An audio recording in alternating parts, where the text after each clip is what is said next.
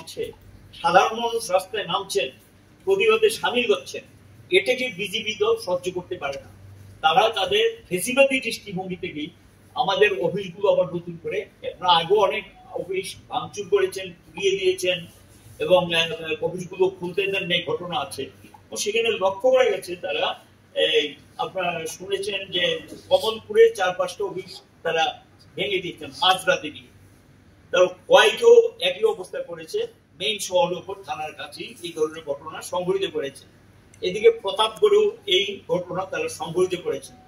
মাথারও একটি অফিস এই জিয়ানিয়া মহকুমার শান্তিনগর গ্রাম পঞ্চায়েতে একটি অফিস ছিল, সেটাও ভেঙে দিয়েছেন। এগুলোর সঙ্গে সব শাসক দল যুক্ত, শাসক দল এগুলো করছেন এবং সেখানে কোনো শাস্তি হয় না আসামিরা। তাহলে একটা স্বীকৃত রাজনৈতিক দল তার অফিস খুলে রাখতে পারবে না, অফিস ভেঙে দেবে রাতের অন্ধকারে গিয়ে, এবং এগুলি যে তারা গত 7-8 বছর ধরে করছেন, এটা কি চলবে? এটা চলতে দেওয়া যায়?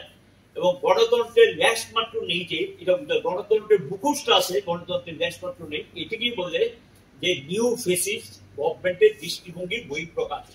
এবং এই লাইনেই তারা সেখানে অগ্রসর হচ্ছেন। এমনকি আগরতলা শহরে থানার নাকের ঢোকায়, এবং দেখলাম পট্টপুত্রিকা বেরিয়েছে তৃণমূলের একটু অফিস ছিল, এটাও তো ভাঙচুর করেছে তৃণমূলের অফিস।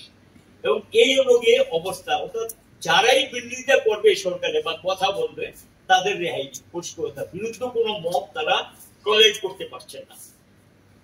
সাম্প্রদায়িক সুরসুরি, একদিকে হিন্দু মুসলিম সুরসুরি বিভাজনের রাজনীতি বিজেপি করছেন, আরেকদিকে মতা জাতি উপজাতির মধ্যে একটা যে ঐক্য সম্প্রীতি, এটা রাজ্যের উন্নতি অগ্রগতির অন্যতম প্রধান শর্ত। আমাদের রাজ্যে এটা ঐতিহ্য, এবং এখানে জাতি উপজাতির মধ্যে যে ঐক্যটা, এটাকে দুর্বল করার জন্য মথাজন উস্কানিমূলক কথাবার্তা, উস্কানিমূলক স্লোগান এই সমস্ত দিচ্ছেন। আরেকটা দল আমরা মানে এরাও লক্ষ্য করেছে কোনো কোনো জায়গাতে সেখানে পথসভা করে বা মিটিং করে ডেপুটেশনের নামে উস্কানিমূলক কথাবার্তা বলছে। এটা আমাদের রাজ্যের শান্তি সম্প্রীতি ঐক্যের বিরোধী। আমরা এই জাতীয় সাম্প্রদায়িক সুযোগ, শাসক দল বিজেপি যখন হিন্দু মুসলমানের বিভাজনের রাজনীতি করছেন, তীব্রামতায় আরেক লাইনের রাজনীতি করছেন আইডেন্টিটি পলিটিক্স এর নামে, আরেকদিকে আমরা মানেও এক পথে করছেন। এগুলো আমরা মনে করি সম্ভবত এগুলি হেডকোয়ার্টার এক জায়গা থেকে পরিচালনা করেই এই রাজ্যের মানুষের সম্প্রীতি বিঘ্নিত করে মূল সমস্যা থেকে মানুষের দৃষ্টিটাকে অন্যদিকে সরিয়ে দেওয়ার জন্য এই পথ তারা বেছে নিয়েছেন, যে সাম্প্রদায়িক, এবং এখানে যা খুশি তাও পরিস্থিতি যতই অবনতি হোক তাদের কিছু যা আসে না, এই পথটা তারা নেওয়ার চেষ্টা করছে। কদমতলা ব্লকের একটা গ্রাম পঞ্চায়েত জুন মাসে এটা প্রধান উপপ্রধানের নোটিফিকেশন দিয়ে নির্বাচন হবে। সেই নির্বাচনে এই গ্রাম পঞ্চায়েতটার নাম হলো কালা গাঙের পাড়। এই গ্রাম পঞ্চায়েতটাতে নির্বাচন যখন হয় সেখানে 6-6 হয়, এবং তখন গিয়ে নির্বাচন অফিসার, সেটা পঞ্চায়েত আইনি আছে, সেখানে টস হয়। টসে প্রধান এবং উপপ্রধান দুজনই সিপিআইএম এর নির্বাচিত হয়েছে। নির্বাচিত হওয়ার পর এটা নিয়ম হলো, যখন নির্বাচিত হয় সাধারণত 3 থেকে 4 দিনের মধ্যে একটা নোটিফিকেশন বের করে দেওয়া হয়। তারা যে নির্বাচিত হয়েছেন, যিনি রিটার্নিং অফিসার ছিলেন ডিস্ট্রিক্ট পঞ্চায়েত অফিসার সহ, তারা সেখানে সার্টিফিকেট দিয়ে দিচ্ছেন প্রধান ইলেক্টেড হয়েছে, উপপ্রধান ইলেক্টেড হয়েছে, এবং সেখানে উচ্চ পদস্থ অফিসারদের সামনে এখানে এই ঘটনাটা হয়েছে। এবং নির্বাচিত পঞ্চায়েতের প্রধান এবং উপপ্রধান কাজ করতে গিয়ে কাজ করতে পারছেন, তাদের এই কাজ করতে দিচ্ছেন না। এই সম্পর্কে আমাদের বিরোধী দল নেতা সচিবের সঙ্গে, পঞ্চায়েত দপ্তরের সচিবের সঙ্গে কথা বলেছে, কেন আপনারা নোটিফিকেশন করছেন। আমি ব্যক্তিগতভাবেও যেহেতু একটা সময় পঞ্চায়েত ডিপার্টমেন্টের সঙ্গে যুক্ত ছিলাম, এগুলি আইন টাইন সম্পর্কে বেশি একটা ধারণা আছে, আমি ডাইরেক্টরকেও জিজ্ঞাসা করেছিলাম কেন এটা করেন, আমরা দেখছি এটা দেখার তো কিচ্ছু নেই, ইলেক্টেড হয়ে গেছে, সার্টিফিকেট চলে এসছে, এটা কিচ্ছু না, একটা গ্যাজেট নোটিফিকেশন করা, কাজ শুরু করা। গত জুন মাসের পর ওই গ্রাম পঞ্চায়েতে কোনো রেগার কাজ, কোনো প্রকার কাজ, কোনো সরকারি অর্থ খরচ হয়। আর মজার ঘটনা হলো, সেই প্রধান উপপ্রধানকে কিন্তু আবার এখানে আগরতলাতে একটা সেমিনার হয়েছিল, তাদেরকে চিঠি দিয়ে আবার ডেকেছে, তারা এসেছে, সরকারি নিয়ম অনুযায়ী এসছে। আর এই বিজ্ঞপ্তিটা এটা দিয়ে আমরা প্রথম যখন অক্টোবর মাস, নির্বাচিত হয়েছে জুন মাসে, তাহলে এখানকার মানুষগুলো কি অপরাধ করেছে, এটারই প্রতিবাদে বিভিন্ন স্তরে বিডিওর কাছে ডেপুটেশন দিয়েছেন, ডিএম এর কাছে দিয়েছেন, এসডিএম এর কাছে দিয়েছেন উত্তর জেলা, তারপরও কিন্তু সেখানে গিয়ে কোনো প্রকার ব্যবস্থা নেয়নি। সেখানে গিয়ে তখন ওইখানকার মানুষ এবং সিপিএম সিদ্ধান্ত নিয়ে একটা তারা রাস্তা অবরোধের আন্দোলনের ঘোষণা দিয়েছেন, পুলিশকেও আগাম জানিয়েছেন। এখানে গিয়েও বিজেপি একটা হামলা হুলচুতি তৈরি করার চেষ্টা করেছিলেন। শেষ পর্যন্ত এসডিএম যদিও বলেছে যে আগামী 7 দিনের মধ্যে যারা রাস্তায় বসেছে তাদেরকে গ্রেপ্তার করেছে, এবং তারপরে এখানে একটা প্ররোচনামূলক অবস্থা তৈরি করার জন্য বিজেপি সেখানে চেষ্টা করেছিল, এবং সেখানে গিয়ে এসডিএম বলেছেন যে তিনি কাজ করার সুযোগ আমরা চাইবো, খুব দ্রুততার সঙ্গে পঞ্চায়েতে যারা আছে তাকে কাজ করার সুযোগ করে দিই। এছাড়াই এটা নিয়ে আমাদের ধর্ষও আছে, তিনি বলবেন, আমি আর এটাতে যাচ্ছি না, এবং অন্যরা আছে তারও বলবে স্যার। তো 2টা 3টা 4টা করে মৃত্যু দেওয়া হয়, এগুলো কিন্তু স্বাভাবিক মৃত্যু না, এগুলো অধিকাংশ লোকের অস্বাভাবিক মৃত্যু, এবং কিছু কিছু বেআইনিও পাওয়া যায়। এই ক্ষেত্রে দেখা যায় যে প্রপার ওয়েতে এনকোয়ারি করা, দোষীদের চিহ্নিত করা, কি করে এই ঘটনা ঘটলো তা বের করে নিয়ে আসা, এগুলো তো মানুষের সমস্ত ধরা পড়ছে না। এই যেমন রাজ্যের একটা অনেকটা প্রতিনিয়ত ঘটনায় সেটা পরিণত হয়ে গেছে, এই পরিস্থিতি চলছে। এবং দেখা যায় যে মহিলাদের উপর নির্যাতন এই সময়ের মধ্যে ব্যাপক আকার নিয়েছে।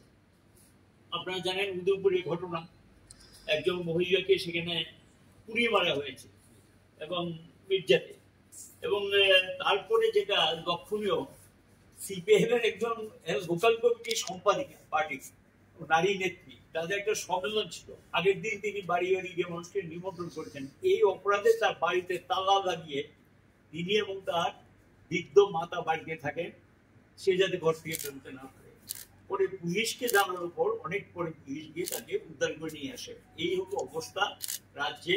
ধর্ষণ, নির্যাতন, পুড়িয়ে মারা, এই জাতীয় ঘটনা এখন নিত্য প্রযুক্তি ঘটছে, এবং অল্প বয়সে মেয়েদের উপরও অত্যাচার বেড়ে গেছে। এবং আপনারা জানেন যে শহরের পাশে একটা ঘটনা ঘটেছে, এখন তাকে চিকিৎসা করার জন্য এইমসে পাঠাতে হয়েছে। এই জাতীয় ঘটনা সেখানে এই রাজ্যে সত্যিকারের মহিলাদের নিরাপত্তা বলতে আর এখন কিচ্ছু নেই। এখানে সমস্ত ক্ষেত্রে যদি সেখানে পুলিশের উপর হস্তক্ষেপ করা হয়, পুলিশ সেখানে স্বাভাবিক কারণে নির্বিকার ভূমিকা নিচ্ছে এবং গ্রেপ্তার করতে হয়েছে বা শাস্তি পেয়েছে, এই ধরনের কোনো ঘটনা আমাদের দৃষ্টিতে আসছে না। দারিদ্রতা বাড়ছে এবং অভাব বাড়াতে চুরিও বেড়ে গেছে। কি করবে, খাদ্য পায় না, এবং দেখা যায় কোনো কোনো জায়গায় এমন হচ্ছে শুধু খেয়ে চলে গেছে, খাওয়ার সামগ্রী নিয়ে গেছে। এটা কেন হচ্ছে? এটা হচ্ছে কাজ নেই, এই কারণে চুরি এবং এই ছিনতাই এই জাতীয় ঘটনা বেড়ে গেছে। এবং সবচেয়ে মা তার সবচেয়ে আদরের সন্তান এবং সে শিশু, এবং সেখানে আর্থিক অনটনে পড়ে সেই শিশুকে সে বিক্রি করতে বাধ্য হয়েছে। এটা আপনারা জানেন যে করবুকের শুকনাছড়ি এলাকাতে সেই সন্তান বিক্রি করেছে, যা পরেও তো সেটা তাকে উদ্ধার করে ফিরিয়ে আনা হয়েছে। কিন্তু পরিস্থিতিটা কত গভীরে, কোন জায়গায় নিয়ে গেছেন রাজ্যের পরিস্থিতি, আর্থিক সংকটটা কত গভীরে, এর থেকে এটা বোঝা যাওয়া বুঝতে কোনো অসুবিধা হয় না। এবং লক্ষ্য করা গেছে যে এই দুর্নীতি পয়সা টয়সা নিয়ে নিজেদের মধ্যে মারপিট টারপিট লক্ষ্য করা, বিভিন্ন জায়গাতে মারপিট ধোঁয়াবাজিকে কেন্দ্র করে এইগুলো দুর্নীতিটা তো এখন প্রাতিষ্ঠানিক রূপ নিয়েছে, উপর থেকে নিচ, নিচ থেকে উপর, সর্বত্র দুর্নীতি হচ্ছে। প্রতিদিন সংবাদ মাধ্যমে বিভিন্ন বিষয় প্রকাশিত হচ্ছে, কিন্তু সরকারের নিয়ম হলো সংবাদ মাধ্যমে যদি কোনো কিছু প্রকাশিত হয় তা এনকোয়ারি দিয়ে দিতে হয়, এনকোয়ারি রিপোর্ট সংগ্রহ করতে হয়, সেখানে যদি কেউ যুক্ত থাকে তার বিরুদ্ধে ব্যবস্থা নিতে হয়। এই যে সংবাদগুলো একটার পর একটা দুর্নীতির অভিযোগ উঠছে, কয়টা ক্ষেত্রে ব্যবস্থা নিয়েছে, কয়টা ক্ষেত্রে গ্রেপ্তার করা হয়েছে।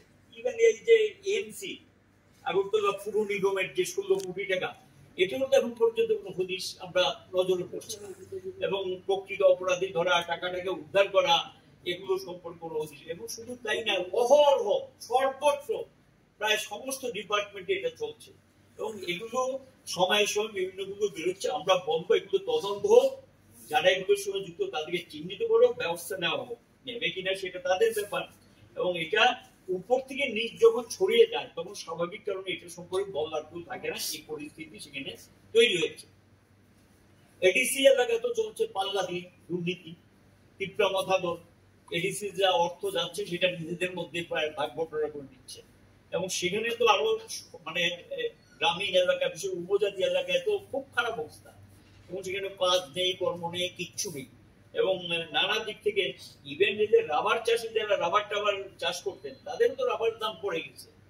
সর্বক্ষেত্রে একটা মানুষের উপর আর্থিক সংকটের বোঝা সেখানে বাড়ছে, পরিস্থিতি তৈরি হয়েছে।